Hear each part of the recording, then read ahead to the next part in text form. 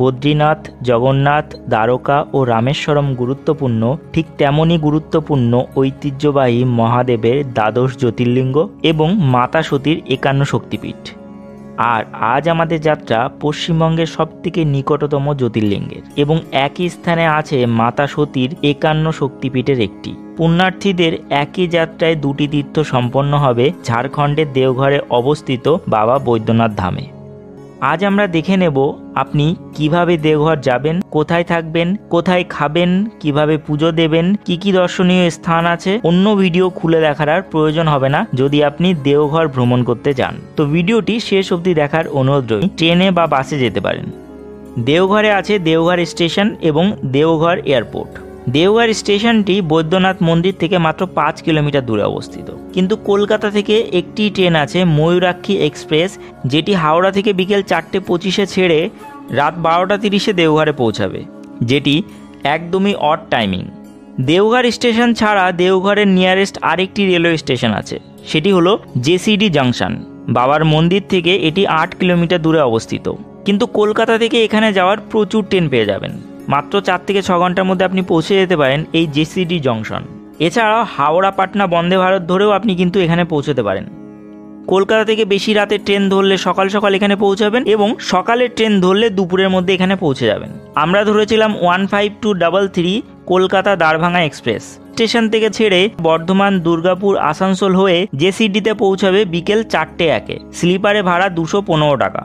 এছাড়াও অনেকেই আছেন যারা তারাপীঠে মায়ের দর্শন করতে আসেন, তারা রামপুরহাট থেকে ধরতে পারেন রামপুরহাট জেসিডি মেমু প্যাসেঞ্জার। প্রতিদিন 12:25 ছেড়ে বিকেল 3:30 পৌঁছায় জেসিডি। ভাড়া পড়ে 30 টাকা পার হেড। এক্ষেত্রে দেওঘর স্টেশনেও কিন্তু এর স্টপেজ আছে, আপনি দেওঘরে নেমে যেতে পারেন। দেওঘর স্টেশন বা জেসিডি জাংশন থেকে টোটো বা অটো নিয়ে চলে আসবেন দেওঘরের ঘণ্টাঘরে বা টাওয়ার মোড়ে, যেখান থেকে মন্দির 10 মিনিটের হাঁটা পথ। দেওঘরে ভ্রমণের সঠিক সময়। দেওঘর ঝাড়খণ্ডের একদম ধুধু এলাকাতে অবস্থিত, তাই প্রচণ্ড উষ্ণ স্থান। চেষ্টা করবেন অক্টোবর থেকে ফেব্রুয়ারির মধ্যে এখানে যাত্রা করার, তবে ডিসেম্বর জানুয়ারি হলো বেস্ট টাইম। এছাড়াও বাবার ভক্তরা শ্রাবণ মাসের বর্ষাকালে এখানে যাত্রা করেন। এখানে সেই সময় শ্রাবণী মেলার আয়োজন হয়, প্রচণ্ড ভিড় হয় সেই সময়। এছাড়াও জানুয়ারিতে পঞ্চমী মেলা, মার্চে শিবরাত্রি মেলা এবং বুদ্ধ পূর্ণিমায় কিন্তু এখানে মেলা বসে। তবে গরমকালে গেলে অবশ্যই এসি রুম নেওয়ার রেকমেন্ডেশন থাকলো। চলুন, দেওঘর তো আসা যাওয়া থাকা খাওয়ার ব্যবস্থা হয়ে গেল। এবার বাবার দর্শনের জন্য আমাদের যাত্রাটি শুরু করা। সামগ্রী, ফলের দোকান ইত্যাদি। এছাড়াও রয়েছে দেওঘরের স্পেশাল পেড়া সন্দেশ। আপনি চাইলে এগুলি এখান থেকে কিনতে পারেন। মোটামুটি 350 টাকা কিলো হয়। বেলায় কিন্তু কোনো পূজা হয় না। বাবার পূজা বা রুদ্রাভিষেক যেটি পুণ্যার্থীদের জন্য হয়ে থাকে, সেটি কিন্তু দুপুর 3টের মধ্যে শেষ হয়ে যায়। আমরা মন্দিরের পূর্বদ্বার দিয়ে ভেতরে প্রবেশ করলাম। মন্দিরের ভেতরে মোবাইল ক্যামেরা অ্যালাউ আছে, তবে গর্ভগৃহে নয়। আমরা আজ রাতে গর্ভগৃহে বাবা বৈদ্যনাথের দর্শন করব। এই বৈদ্যনাথ মন্দির দ্বাদশ জ্যোতির্লিঙ্গের মধ্যে একটি এবং এটিকে রাবণেশ্বর জ্যোতির্লিঙ্গ বলে। কেন এলো রাবণের নাম সেটা আমরা পরে জেনে নিচ্ছি। এখন সন্ধ্যায় মন্দির বন্ধ আছে, 7টায় খুলবে, তার জন্য পড়েছে প্রচণ্ড লাইন। তবে এই লাইন নাকি সকালের লাইনের মতো নয়, সকালে আরও বেশি ভিড় হয়। তার জন্য আছে ভিআইপি টিকিটের ব্যবস্থা। 250 টাকা পার হেড লাগে এই ভিআইপি টিকিটের জন্য। লাইনে দাঁড়িয়ে তুলনামূলক কম সময়ের মধ্যে ভেতরে প্রবেশ করতে পারবেন।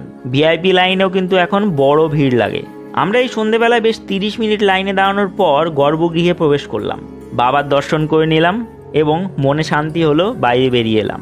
বৈদ্যনাথ মন্দিরের চারিদিকে টোটাল 21টি আলাদা মন্দির আছে, যার মধ্যে সবথেকে গুরুত্বপূর্ণ হলো মাতা সতীর ৫১ শক্তিপীঠের একটি জয় দুর্গা শক্তিপীঠ।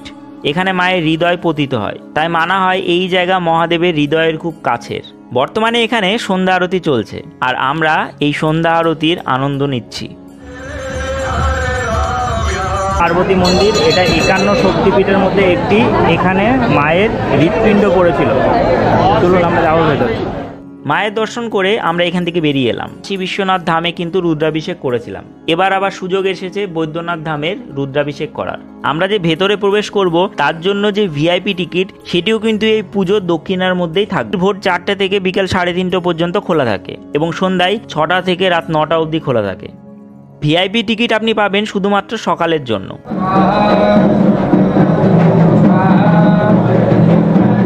আমরা পুজো হাবান শেষ করলাম। এবং ভিআইপি টিকিট নিয়ে দাঁড়িয়ে পড়লাম লাইনে সকাল 8টা নাগাদ। ভিআইপি লাইনে এরকম একটা কার্ড দেওয়া হবে, 250 টাকা করে ভিআইপি লাইন। এই যেরকম একটা কার্ড দেওয়া হবে, এই কার্ড নিয়ে ভেতরে যেতে হবে। এটিএম কার্ডের মতো কার্ড এখানে সুইপ করতে হবে, এই যে, তাহলে ভেতরে ঢুকতে পারবেন। ভালো সিস্টেম। এখানে ভিআইপি টিকিটেও কিন্তু প্রচণ্ড ভিড়। ভিআইপি লাইনে প্রায় 1.5 ঘন্টা আমাদেরকে দাঁড়াতে হলো এবং অনেক ঘুরে ঘুরে ঘুরে ঘুরে আমরা মন্দিরের কাছে এসে পৌঁছালাম। এবং এক জায়গায় এমন দাঁড়ালো যেখানে ভিআইপি লাইন এবং নর্মাল লাইন একসাথে মিলেছে। নর্মাল লাইনে যারা আসছিলেন তাদের কাছে জানতে পারলাম যে তারা 4 থেকে 5 ঘন্টা লাইনে দাঁড়িয়ে আছেন। তবে ভিআইপি লাইনে 250 টাকার বিনিময়ে আমাদের 1.5 ঘন্টা লাইনে দাঁড়াতেই হয়ে গেছে, কিন্তু লাইনে দাঁড়াতে হয়েছে। অবশেষে শেষমেশ মিলল বাবার দর্শন এবং এখানে তিনি শিবলিঙ্গ মাটিতে রেখে দেন। মহাদেব বলেছিলেন যেখানে এই শিবলিঙ্গ রাখা হবে সেখানেই কিন্তু এই শিবলিঙ্গ প্রতিষ্ঠা হয়ে যাবে। রাবণের ফিরতে ফিরতে এই শিবলিঙ্গ কিন্তু এখানে প্রতিষ্ঠা হয়ে যায়। রাবণ এই শিবলিঙ্গকে ওঠানোর বহু চেষ্টা করেন, কিন্তু তিনি এখান থেকে সেই শিবলিঙ্গ ওঠাতে পারেন না। তাই রেগে তিনি এই শিবলিঙ্গের উপর জোরে আঘাত করেন। তখন শিবলিঙ্গ মাটিতে অনেকটাই বসে যায়। এই শিবলিঙ্গের ওপরে কিন্তু রাবণের সেই হাতের 5 আঙুলের ছাপ বিদ্যমান এবং শিবলিঙ্গটা মাটি থেকে মাত্র 2-1 ইঞ্চি ওপরে অবস্থিত, বাকিটা মাটির নিচে। তখন থেকে দেওঘরে এই শিবলিঙ্গের নাম পড়ে যায় রাবণেশ্বর জ্যোতির্লিঙ্গ। বাদেও এখানে কিন্তু আরও 21টি মন্দির আছে। মা অন্নপূর্ণা মন্দির, নীলকণ্ঠ মন্দির, মা জগজ্জননী মন্দির, ব্রহ্মা মন্দির, কালভৈরব মন্দির, মনসা মন্দির, সূর্যনারায়ণ মন্দির, নর্বদেশাম মন্দির, মা গঙ্গা মন্দির, গৌরীশঙ্কর মন্দির, মা তারা মন্দির, আনন্দ ভৈরব মন্দির, শ্রীরাম মন্দির, মা বগলা দেবী মন্দির, মা সরস্বতী মন্দির, হনুমান মন্দির, মা সন্ধ্যা মন্দির, গণেশ মন্দির, লক্ষ্মীনারায়ণ মন্দির, মা কালী মন্দির এবং মা পার্বতী মন্দির। স্থানীয়রা কিন্তু মন্দিরে বাবার দর্শন করেন এবং বাবার মাথায় জল ঢালেন। তবে আমাদের স্নান করা হয়নি, আমরা হোটেল থেকেই স্নান করে এসেছিলাম। মানসরোবর, যেটি রাজা মানসিং স্থাপন করেছিলেন মুঘল আমলে। এগুলি দেখে ফেরার সময় আবার আমার মন টানলো মন্দিরের জন্য, তাই আবার মন্দিরে গেলাম। এই দেওঘরে আপনি কিন্তু বেশ দর্শনীয় কিছু স্থানে ঘুরতে যেতে পারেন, যেগুলি আমরা।